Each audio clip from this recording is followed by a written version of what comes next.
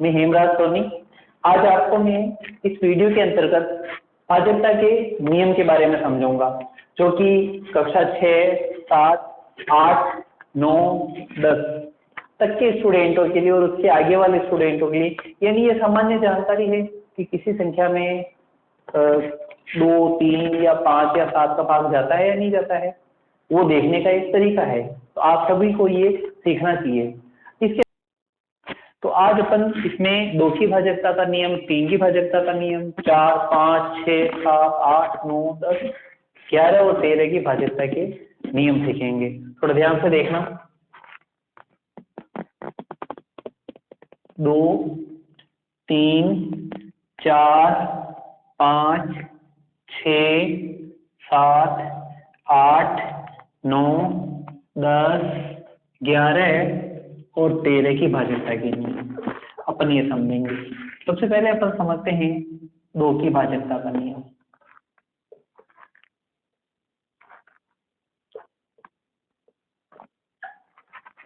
यदि मैं कोई संख्या लिख देता हूं, मैं 2, 4, 5, 3, 2, या लास्ट में लिख देता हूं मैं 4। आपको ये पता होना चाहिए कि इसके अंदर 2 का भाग जाएगा या नहीं जाएगा। इसका पता लगाने का एक तरीका है, ये जो लास्ट वाली संख्या है, लास्ट वाला अंक है, वो सम अंक ही होना चाहिए। सम अंक यानी जिस संख्या के अंत में 0, 2, 4, 6, 8 आ जाए,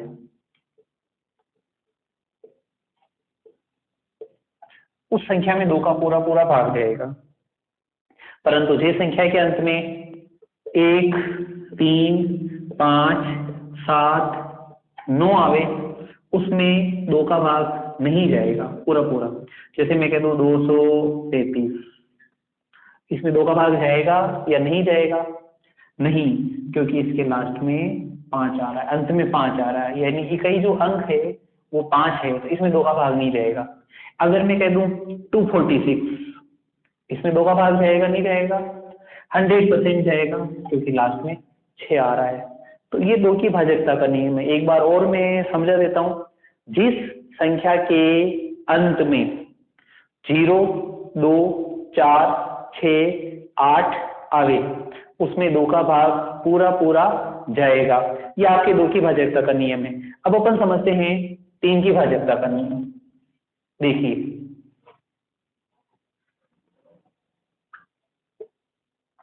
अच्छा, इसमें एक संख्या और जोड़ सकता हूँ, 3 तथा 9 दोनों की ले लेता हूँ। 3 व 9 की भाजकता के नियम, इनको एक साथ लिया जा सकता है क्योंकि दोनों की विधियां सेम है। भाजकता का जो नियम है देखने की, दोनों की विधियां सेम है, इस वजह से एक साथ अपन इसको ले सकते हैं।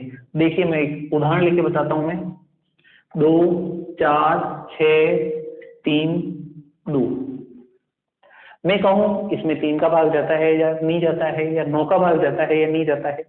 इसका एक तरीका है, आप एक काम कीजिए, इनके अंकों को जोड़िए। देखिए, 2 + 4 + 6, 2।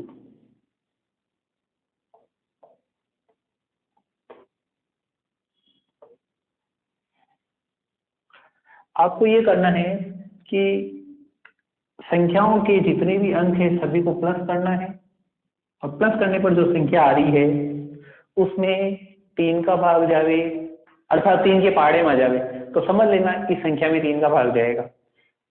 9 के पहाड़े में, तो समझ लेना इस संख्या में 9 का भाग जाएगा। दोनों के पहाड़े में आता है, तो समझ लेना इन संख्या में दोनों का भाग जाएगा। जैसे कि जोड़ने पर 17 आ रहा है। अब जो 17 है, ना तो 3 के पहाड़े में आता है, ना 9 के पहाड़े में आता है। इसका मतलब इस संख्या में 3 तथा 9 दोनों का भाग नहीं जाएगा। एक एग्जांपल और लेते हैं। 2, 5, 7, 1। मैं आपको कहूँ कि इसमें 2 का भाग जा रहा है नहीं जा रहा? 2 का। आप ये कहेंगे नहीं, क्योंकि लास्ट वाला अंक 1 आ रहा है, यानी 2 का भाग नहीं जाता है। अच्छा, 3 का भाग जाता नहीं जाता है? अंकों को जोड़िए, मनी मन जोड़ के देखिए। 2 और 5 7, 7 और 7 14, 14 और 1 15, यानी इन अंकों को जोड़ने पर 15 आ रहा है। यानी इस संख्या में 3 का भाग जाएगा, परंतु 9 का भाग नहीं जाएगा क्योंकि 15 9 के पहाड़े में नहीं आता है। अच्छा, एक उदाहरण और ले लीजिए, 6 5 7। इसमें किन किन संख्याओं का भाग जाता है? देखिए, सबसे अंतिम अंक आ रहा है 7, अर्थात इसमें 2 का भाग नहीं जाएगा। अंकों को जोड़ा, 6 और 5 11, 11 और 7 18। 3 के पहाड़े में आता है, 9 के पहाड़े में भी आता है, अर्थात इसमें 3 का भाग जाएगा, 9 का भाग भी जाएगा। इस प्रकार से अपन 3 की भाज्यता का नियम देखते हैं कि 3 का भाग जाता है नहीं जाता है। इसी के साथ साथ अपन 9 की भाज्यता का नियम भी देख सकते हैं। चलिए, तो 2 और 3 और 4 की भाज्यता का, 2 और 3 और 9 की भाज्यता का नियम अपन ने समझा है। अब अपन समझेंगे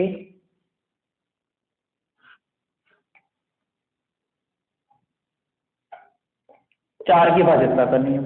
बहुत सिंपल है। 4 की भाज्यता का नियम क्या कहता है? जो देखिए, एक संख्या ले लेते हैं, 2 3 4 5। अपने को पता लगाना है कि इसमें 4 का भाग जाएगा या नहीं जाएगा। आपको कुछ नहीं करना है, ये जो लास्ट वाले 2 अंक हैं, इसमें 4 का भाग देके देख लीजिए। अगर इन दोनों अंकों में 4 का भाग चला गया तो समझ लीजिए पूरी संख्या में 4 का भाग जाएगा। जैसे 45 है, ये 45, इसमें भाग दिया 4 का, 4 एकम 4, कुछ नहीं रहा, 4 एकम 4, यानी पूरा पूरा नहीं जा रहा है। पूरा पूरा कब जाता है? जब शेषफल 0 आता है। इसका मतलब इस संख्या में 4 का भाग नहीं जाएगा। आप चाहें तो इससे बड़ी संख्या भी लेके देख सकते हैं, उसमें भी इस नियम को अपन सार्थक करके देखते हैं। 2 4 5 3 2 7 8 2, या फिर यहाँ लिख देते हैं 4। अब ये इतनी बड़ी संख्या है, इसमें 4 का भाग जाएगा नहीं जाएगा? आपको कुछ नहीं करना है, लास्ट के दोनों अंकों को एक बार नजर डालिए और 4 का भाग देके देखिए, पूरा पूरा चला गया। इसका मतलब इस पूरी संख्या में 4 का भाग जाएगा। उम्मीद है 4 की भाज्यता का नियम आपको समझ में आया होगा। तो बच्चों, अब अपन सीखेंगे 5 की भाज्यता का नियम, जो तो बहुत सिंपल है।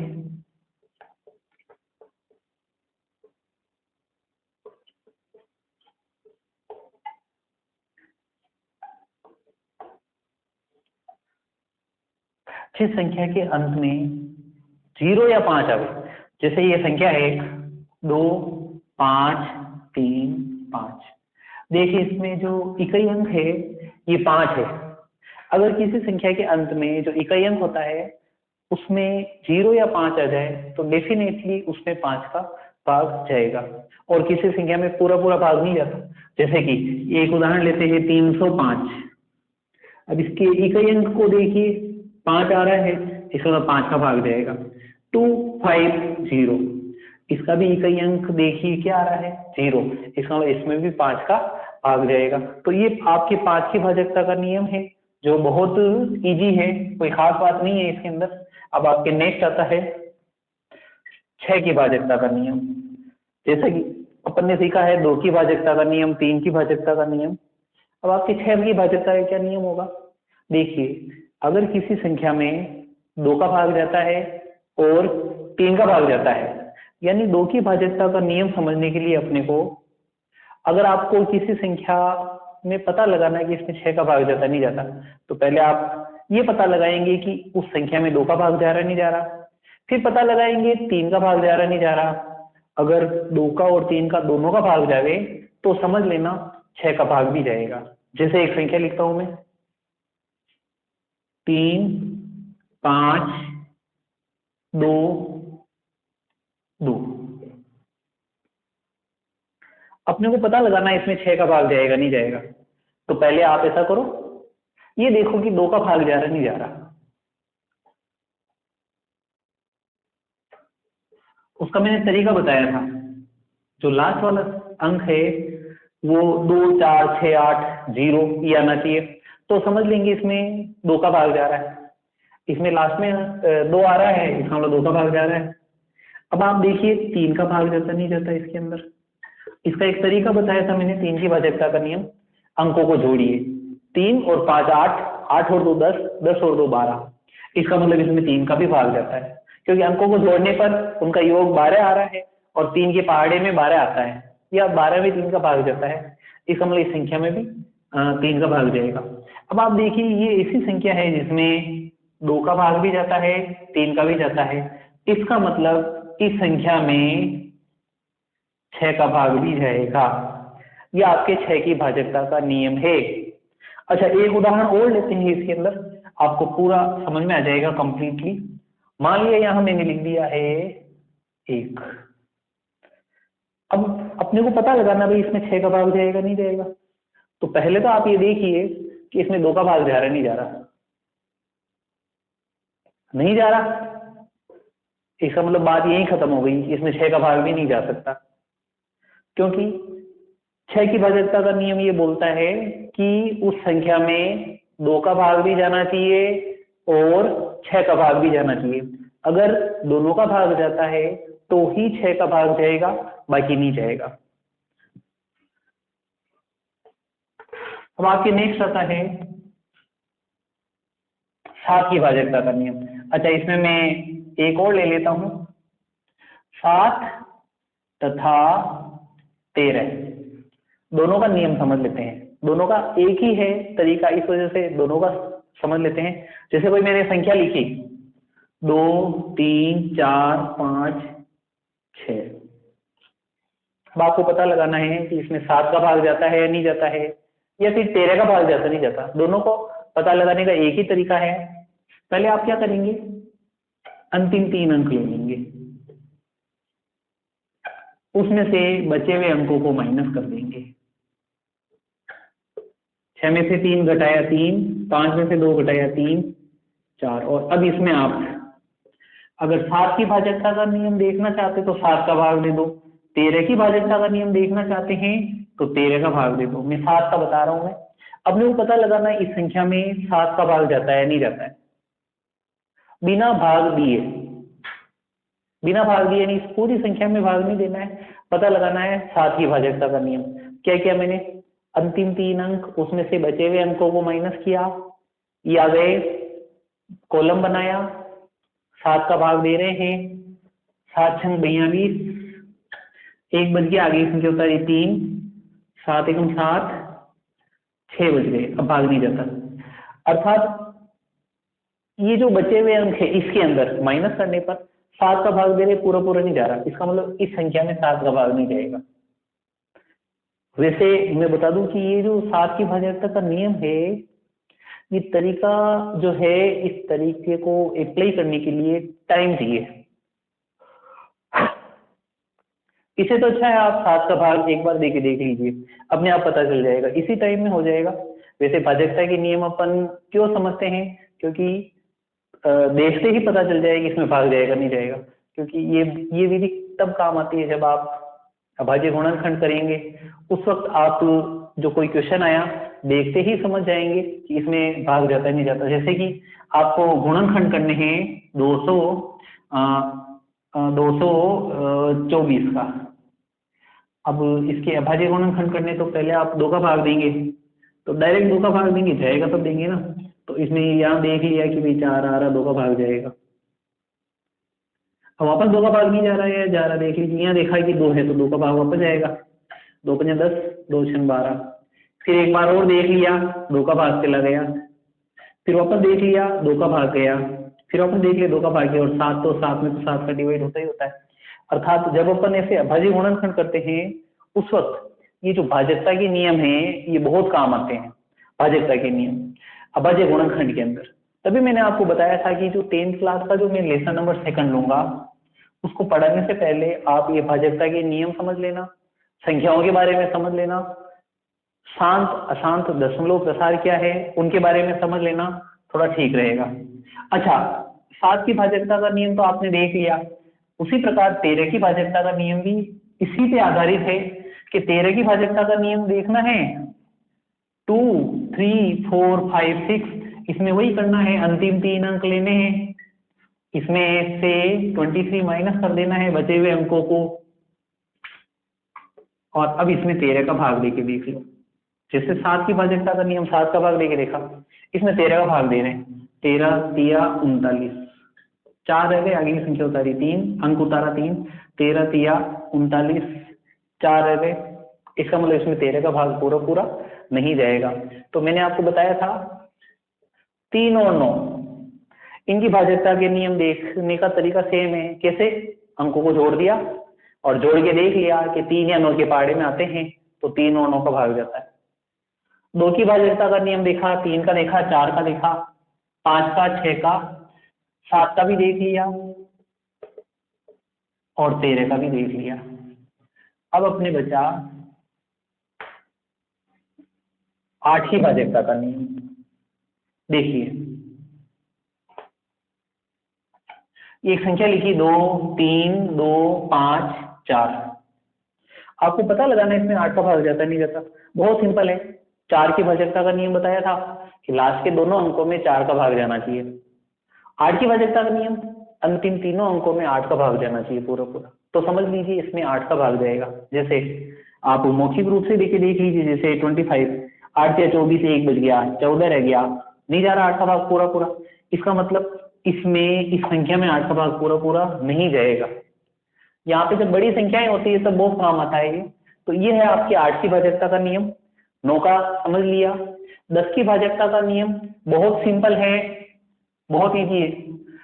संख्या के लास्ट में 0 ही आना चाहिए, संख्या के अंत में 0 आना चाहिए, तो आप समझ लेंगे कि इस संख्या में 10 का भाग जा रहा है। जैसे 290 10 का भाग जाएगा, 250 10 का भाग जाएगा, 240 10 का भाग जाएगा, 25 55 इसमें 10 का भाग नहीं जाएगा क्योंकि लास्ट में 0 नहीं आ रहा है।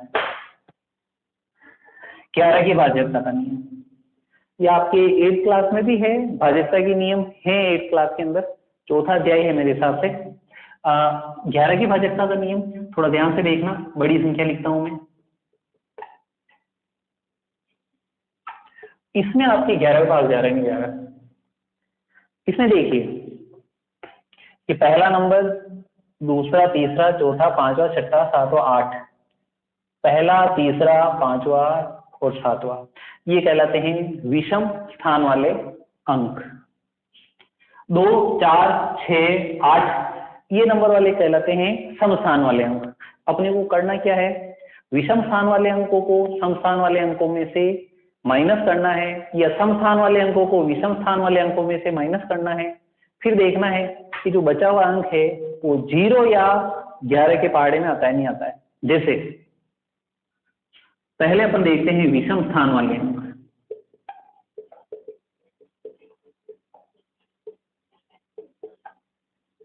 हाँ, विषम स्थान वाले अंक 2 + 4 + 1 2 3 4 5 6 + 8, 2 4 6 6 12 और 8 20।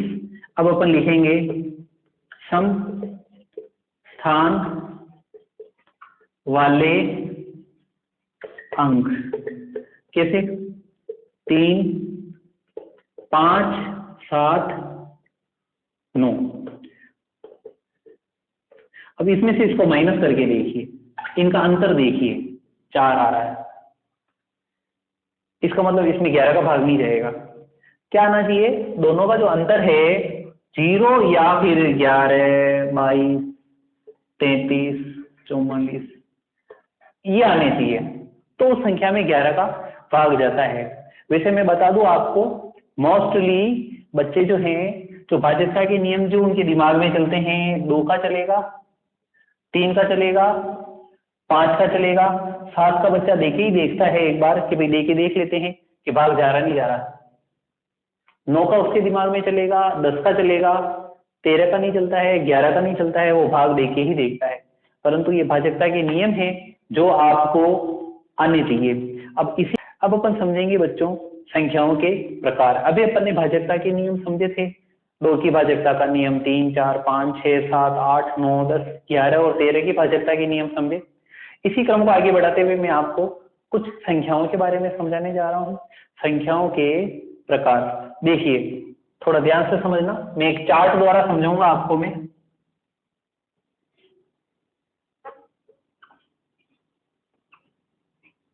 प्राकृत संख्याएं,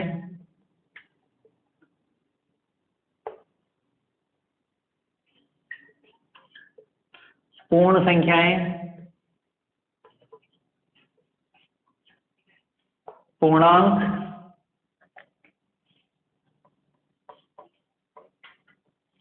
परिमेय संख्याएं और अपरिमेय संख्याएं। ये सभी के लिए है। आप क्लास 6 में हैं, 7th में हैं, 8th में हैं, 9th में हैं, 10th में हैं। ये जो वीडियो है ये कॉमन वीडियो है, यानी पर्टिकुलर क्लास के लिए नहीं बनाया गया है, ये आपके नॉलेज को बढ़ाने के लिए बनाया गया है। और क्लास 10th के अंदर जब अपन लेसन नंबर 2 पढ़ेंगे वास्तविक संख्याएं, तो उसमें जाने से पहले आपको भाजकता के नियम की जानकारी होनी चाहिए, संख्याओं के बारे में जानकारी होनी चाहिए। तो देखिए, सबसे पहले प्राकृत संख्याएं आपको पता ही होगा, और नहीं पता तो समझ लीजिए कि जो संख्याएं 1 से स्टार्ट होती है, 1 2 3 4 5 एंड सो ऑन, 5 का एंड सो ऑन यानी 5 6 7 8, ऐसी संख्याएं जो 1 से शुरू होकर अनंत तक चले, उनको बोलते हैं प्राकृत संख्याएं, नेचुरल नंबर्स। अच्छा, पूर्ण संख्याएं क्या होगी? ऐसी संख्याएं जो 0 से शुरू होती है।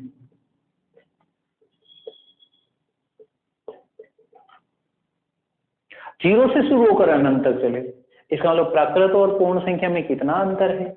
0 का। 0 जुड़ जाता है तो पूर्ण संख्याएं हो जाएगी, और 0 हट गया तो इनको आप प्राकृत संख्याओं के रूप में लिखेंगे।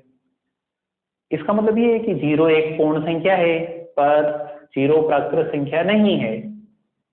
1 2 पूर्ण संख्या है, पर प्राकृत संख्या भी है। अर्थात 1 2 3 4 5, 1 2 3 4 5 और आगे आने वाली संख्याएं प्राकृत संख्याओं के अंतर्गत भी आती है, पूर्ण संख्याओं के अंतर्गत भी आती है, परंतु 0 जो है वो पूर्ण संख्या होगी, प्राकृत संख्या नहीं होगी। चलिए आगे देखते हैं पूर्णांक। पूर्णांक लगातार संख्याएं हैं जो माइनस में भी आती है, प्लस में भी आती है। जैसे माइनस का 5, माइनस के 4, माइनस का 3, माइनस के 2, 0 1 2 3 4 5 एंड सो ऑन। ये इधर भी चलती है माइनस में, इधर भी चलती है प्लस में। इनको बोलते हैं पूर्णांक। ये -5 है, इसका मतलब ये नहीं -5 तक, -6 -7 -8 आगे तक, और इधर 5 है तो इसका 6 7 8 9 10 यहां तक चलेगी। ये सारी पूर्णांक के अंतर्गत आती है। अब आपके आता है चैप्टर, जो डेफिनेशन आएगी वो आएगी परिमेय संख्या की। अब परिमेय संख्या क्या है? इसकी एक परिभाषा है 9th क्लास के अंदर, 8th में भी है, कि ऐसी संख्याएं जिनको P/Q के रूप में लिखा जा सके। मैं यहाँ परिभाषा दे देता हूं इसकी। ऐसी संख्याएं जिनको P/Q के रूप में लिखा जा सके। जैसे 3/5 ये एक परिमेय संख्या है, 4/5 ये एक परिमेय संख्या है, 3 ये भी एक परिमेय संख्या है क्योंकि 3/1 लिख सकते हैं। ये ऊपर वाली ये P और ये Q यानी P/Q के रूप में लिख रहे हैं। ये 3 2 ये भी परिमेय संख्या है, 0 भी एक परिमेय संख्या है क्योंकि अपॉन 1 लिख सकते हैं। इस डेफिनेशन में, इस परिभाषा के अंतर्गत एक वर्ड अपन और जोड़ते हैं जो मैंने आपको अभी तक नहीं बताया है। यहाँ पे एक कंडीशन आती है कि Q 0 के बराबर नहीं होगा। Q यानी ये जो नीचे वाली संख्या है, अंश और हर वाली संख्या 0 नहीं हो सकती इसके अंतर्गत। जैसे कि मैं कहूँ 4/0 और ये परिमेय संख्या है साहब, नहीं, क्योंकि जब 4 में 0 का भाग देंगे तो इसकी वैल्यू अनंत हो जाएगी, इसका मान अनंत आ जाएगा, और अनंत जो है वो परिमेय संख्या नहीं है। इसी वजह से जीरो जो है यानी क्यू की वैल्यू जीरो नहीं हो सकती। क्यू यानी जो नीचे वाला जो नंबर होता है वो जीरो कभी नहीं होगा।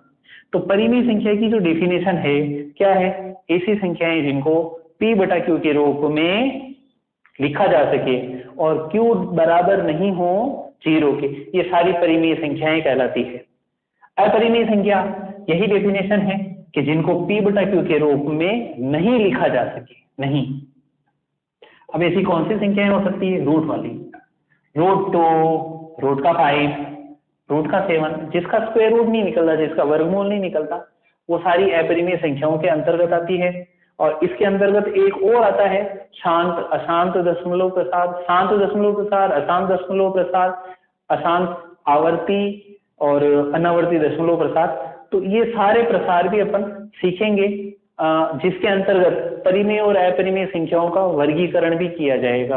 अच्छा, एक और बात आप समझ लेना कि परिमेय और अपरिमेय जो संख्याएं होती है उनका संग्रह, यानी अगर आप परिमेय संख्या को मिला लें प्लस अपरिमेय संख्या को मिला लें तो उनको वास्तविक संख्याएं बोला जाता है। और यही आपके 10th में लेसन नंबर 2 जो है उसका टॉपिक है। तो बच्चों अब इसमें अपन देखेंगे सम संख्याएं क्या है, विषम संख्याएं क्या है। वैसे आप सभी को पता है सम संख्याएं 0, 2, 4, 6, 8, 10 और विषम संख्याएं एंड सो ऑन, यानी जिन संख्याओं में 2 का भाग पूरा पूरा चला जावे सम संख्याएं कहलाती है, और जिन संख्याओं में 2 का भाग पूरा पूरा नहीं जावे वो विषम संख्याएं कहलाती है। ये सब पूर्ण संख्याओं के अंतर्गत आती है। जैसा मैंने आपको समझाया था पहले पूर्ण संख्याओं के बारे में, जो 0 से स्टार्ट होती है। तो इसके अंदर आप दोनों की सिमिलर परिभाषा भी बना सकते हैं, एक छोड़ के एक। देखिए वो सम या विषम संख्याएं कहलाती है। अच्छा, एक और बात रहता है, बहुत सारे बच्चों के मन में रहता है कि 0 सम संख्या है या नहीं है। ये कॉन्ट्रोवर्शियल सिचुएशन पहले थी, अब नहीं है। 0 एक सम संख्या है और 0 को सम संख्या के अंतर्गत अपने को मान के चलना है, लेके चलना है। ये सम और विषम संख्या के बारे में हो गया। अच्छा, और भी आपके जो संख्याएं आती है वो है अभाज्य संख्याएं। अभाज्य संख्याएं क्या है वो देखिए, आपने पढ़ी होगी डेफिनेशंस।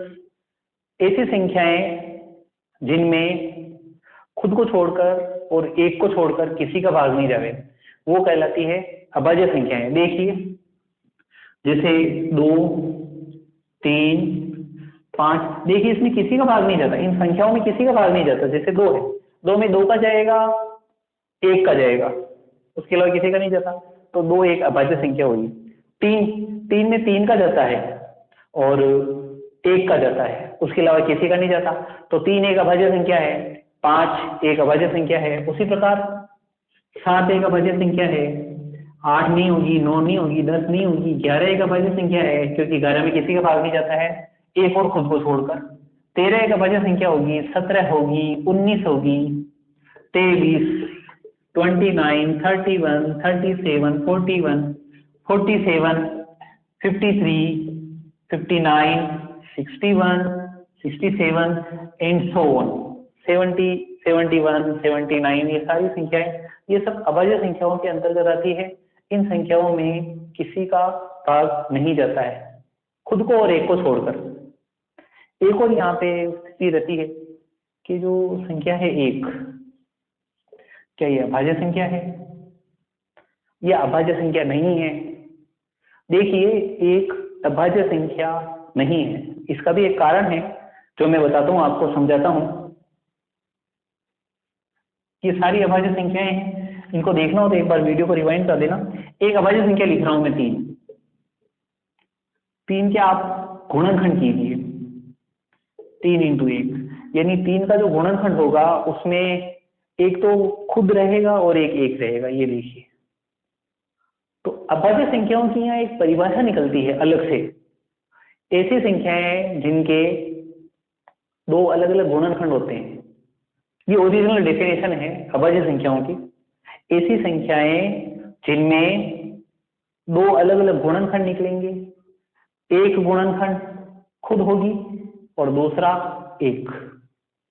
ऐसी संख्याएं जिनके दो अलग अलग गुणनखंड निकले, दो अलग अलग गुणनखंड हो, उन दोनों गुणनखंड की विशेषता ये होनी चाहिए कि पहला गुणनखंड तो वही संख्या होगी और दूसरा गुणनखंड एक।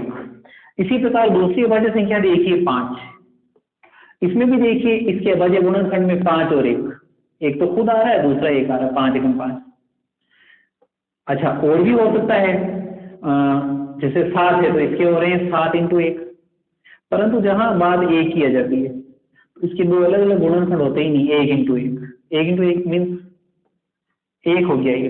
तो इसके दो अलग अलग गुणनखंड नहीं निकलते हैं तो एक को अभाज्य संख्या नहीं माना गया। ये आपकी अभाज्य संख्याओं के बारे में है। अच्छा, उसके बाद आता है भाज्य संख्याओं के बारे में। भाज्य संख्या की बहुत नॉर्मल डेफिनेशन है कि खुद के अलावा और एक के अलावा अन्य किसी संख्या का भाग चला जाए, जैसे कि 4, 6, 8, 9, 10, 12, बहुत सारी है कंपोजिट नंबर्स। देखिए 4 में जो 4 के जो गुणनखंड हो रहे हैं 2 × 2, 1 को भी लिख सकते हो। 6 के भी गुणनखंड हो रहे हैं 2 × 3, 8 के भी गुणनखंड हो रहे हैं 2 × 2 × 2। यानी कि नॉर्मल वे में आप समझना चाहते हो तो ये है कि भाज्य संख्या ऐसी संख्याएं होती है जिनमें खुद के अलावा अन्य किसी संख्या का भी भाग चला जाए। जैसे 10 है तो 10 में 10 का भाग जाता है, पर उसके अलावा 2 का भी चला गया, 5 का भी चला गया। ये सारी भाज्य संख्याएं हैं। तो उम्मीद है ये वीडियो आपको पसंद आया होगा। इस वीडियो के अंतर्गत अपन ने कुछ भाज्यता के नियम समझे और संख्याओं के प्रकार समझे। ये क्लास 6, 7, 8, 9, 10 कोई सा भी बच्चा हो, अगर आपके ये बेस इसका जो है संख्याओं के बारे में अगर नॉलेज नहीं है तो इस वीडियो को देखिए और पसंद आए तो आप लाइक कीजिए, सब्सक्राइब कीजिए। बहुत बहुत थैंक यू।